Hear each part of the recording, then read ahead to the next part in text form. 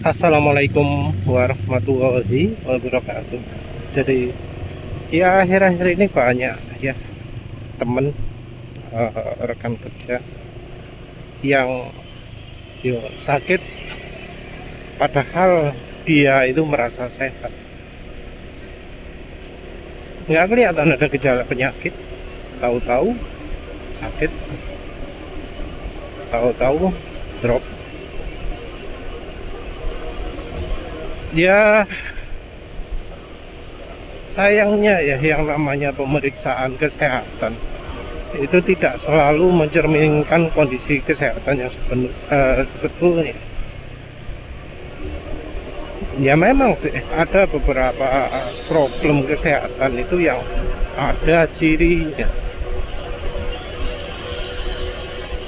Tapi ciri ini ya seringkali hanya ciri ya. Ada beberapa hal yang kalau kita nggak beritahukan ke yang meriksa, nggak akan dianggap sebagai sesuatu yang serius.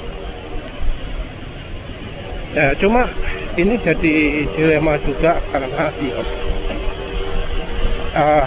ada memang yang orang baik-baik saja keadaannya terus dianggap sakit sehingga harus dikasih ini itu ya. Orangnya jadi sakit justru karena pengobatan tersebut. Karena ya memang beberapa pengobatan itu efek sampingnya besar. Kadang juga membawa masalah baru lagi. Jadi ya yang namanya obat efektif itu efektif hanya untuk penyakitnya saja, tapi bisa menimbulkan efek samping. Apalagi karena obatnya dikembangkan misalnya di luar negeri, yang gennya bisa saja beda jauh dengan gen kita. Jadi penyakit itu antara ras satu dengan yang lain itu bisa beda. Ini jelas ketahuan waktu serangannya virus HIV, COVID. Nah itu kan disebut bahwa orang Indonesia itu menghasilkan varian tersendiri. Yang namanya penyakit nggak sama antara orang Indonesia dengan orang luar. Nah artinya tubuh orang Indonesia itu ada bedanya dari yang di luar.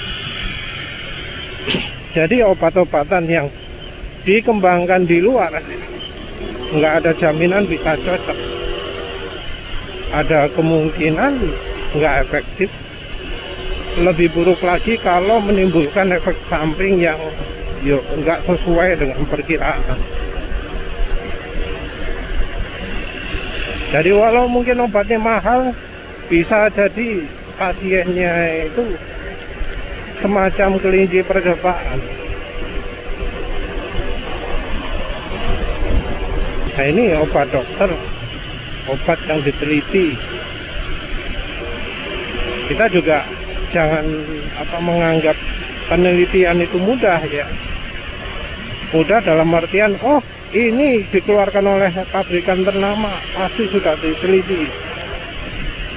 Nah, telitinya kan objeknya siapa? Nah ini juga penting juga untuk mereka yang senang pakai suplemen. Tapi cerita-cerita yang banyak terjadi itu orang pakai suplemen itu malah bukan orang yang bebas penyakit. Beberapa teman itu malah doyan pakai suplemen. Kalau pakai suplemen ini sip, ya ternyata ia sakit juga. Karena ya memang yang namanya suplemen itu hanya untuk faktor tertentu saja.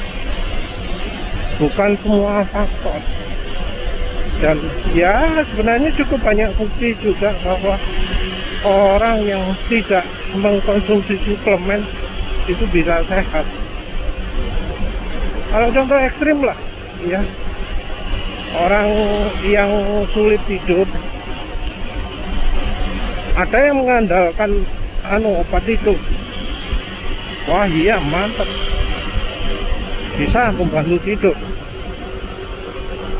Tapi ya orang yang sama ini tanpa menggunakan obat tidur pun bisa tidur dengan ini. Kuncinya ya pola tidur, pola makan,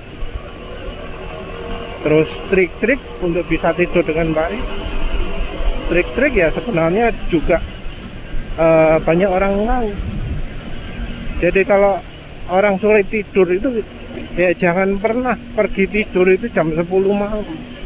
Sudahlah, lupakan soal YouTube, soal TV. Tidur itu harusnya sebelum jam 8 malam. Gampangannya marisa lah wis wayahe turu. Kalau orang sulit tidur jangan sampai ngomong, oh masih jam berapa ini, belum waktunya tidur.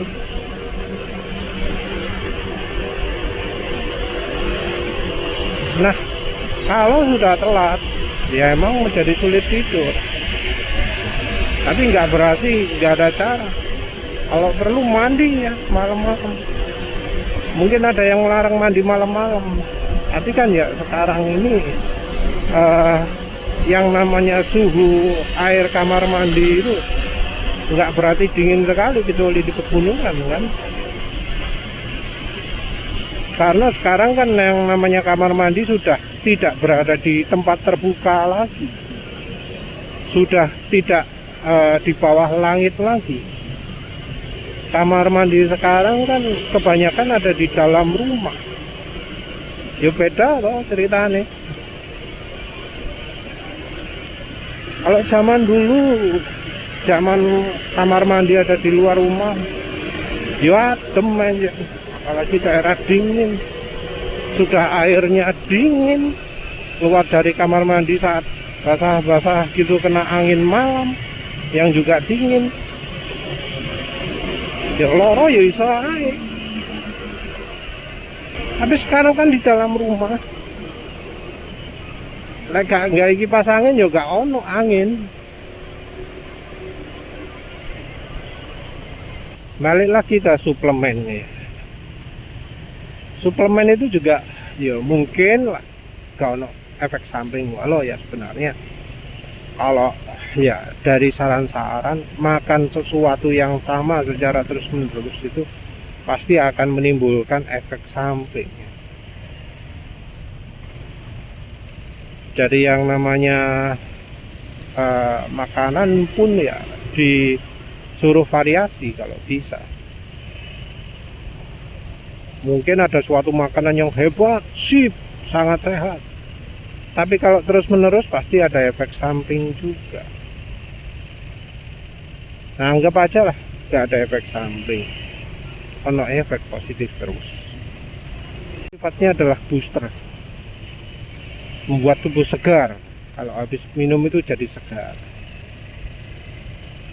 Ya macam-macam ya. Kalau yang bikin segar itu namanya tonik ya. Ada isotonik, ada tonikum, kalau tonik lah, kerating deng, extra jos. Terutama yang soal tonik-tonik ini ya, banyak yang kemudian jadi drop, jadi jatuh. Kenapa? Karena tonik-tonik itu dipergunakan sebagai booster pada saat dia itu lemah, dan dia tidak berusaha untuk mengobati penyebab lemahnya itu. Lemah karena kurang makan. Makan ya sebenarnya nggak harus mahal ya. Kalau soal protein yo itu ya memang kita butuh ya. Ya sumber protein sebenarnya nggak cuma daging ya. Contoh itu ADRAI, ADRAI. Dia binaraga. Yang namanya binaraga itu butuh protein. Nah, sumber protein dia dari mana? Tempe. Walau dia jadi harus mengkonsumsi banyak, tapi ya tetap aqua itu bisa jadi sumber protein yang bisa bikin otot.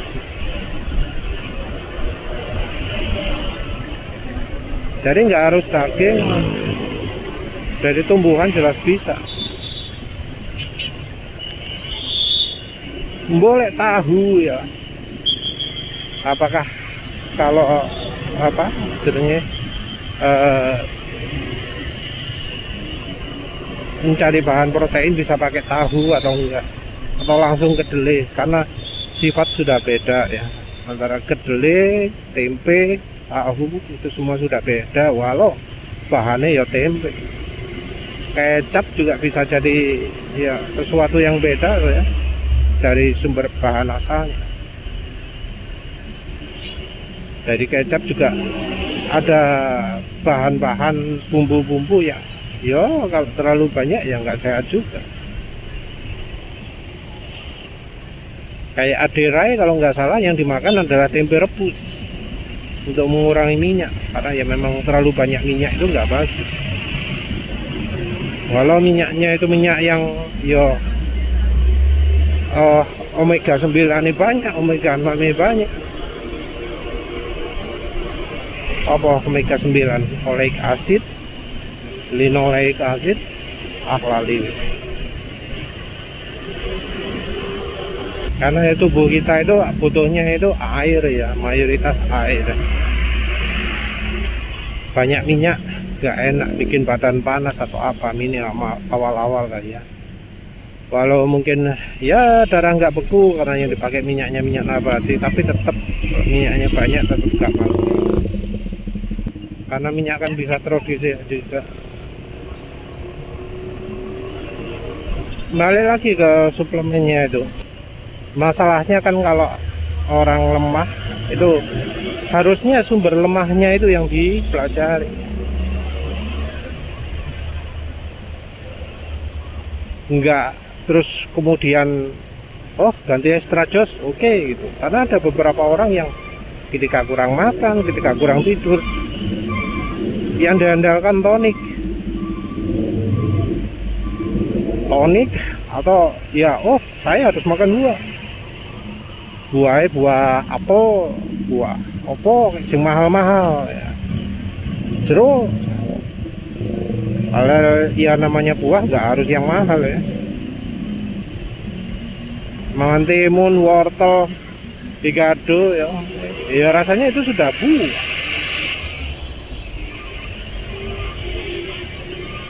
Tentu kalau makan ya makannya yang matang ya.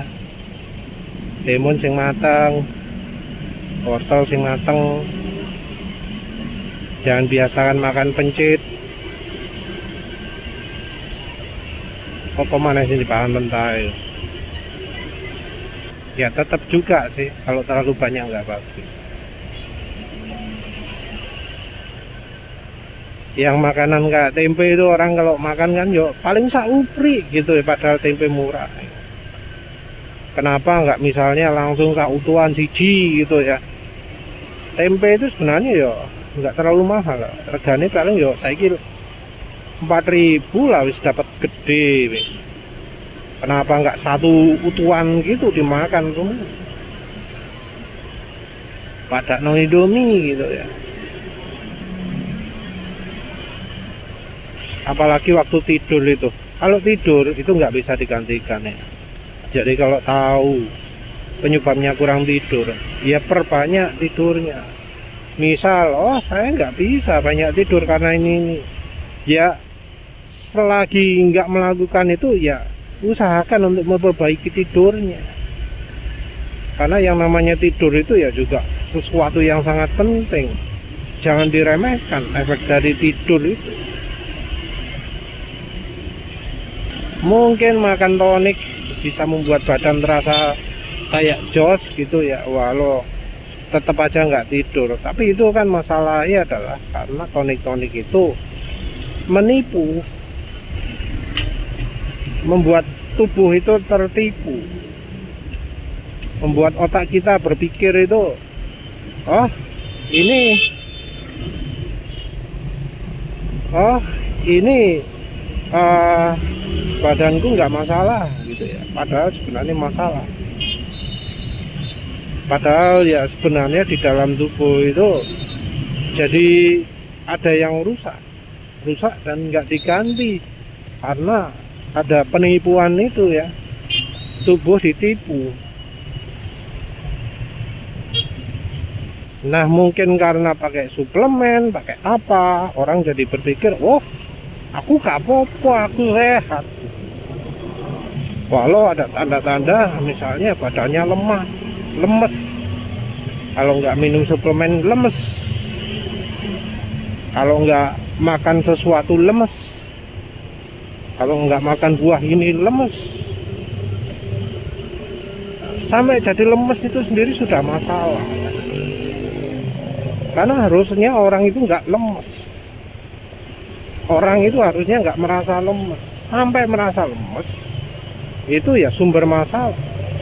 Kalau sampai harus menggantungkan sama suplemen, sama buah, sama obat, tonik untuk memperbaiki lemes itu ya, itu sudah ciri orangnya nggak sehat.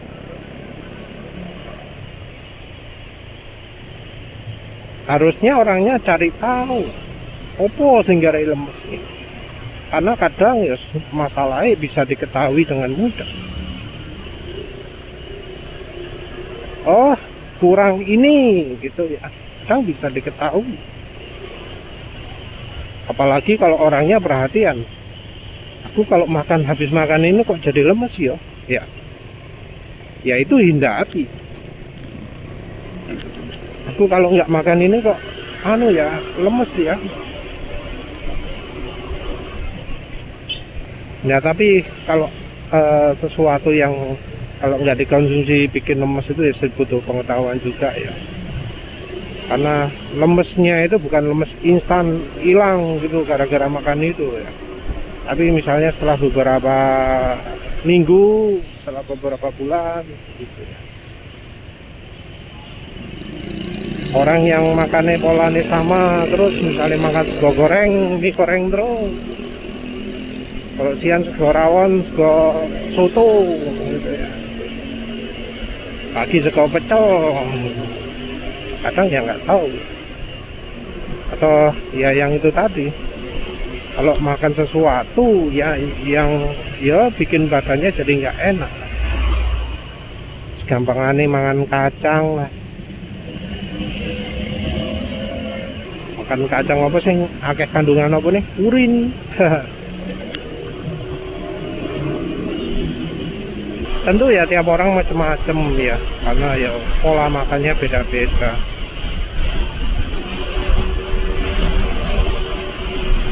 Orang ya harus cari tahu sendiri opo sing kira-kira nggarai gitu. Kalau emang harus diakui kadang susah. Kalau dari editor sendiri ya, yang sering bikin lemes itu adalah kuah. Makan makanan berkuah, mau sayur asem, sop,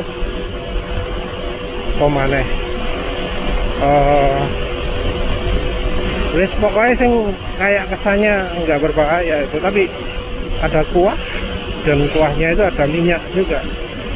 Nah itu yang biasanya bikin lemes. Bakso apalagi ya. Jadi ya mungkin ada yang ngomong, wah makan daging kambing ini, makan apa jenenge ya,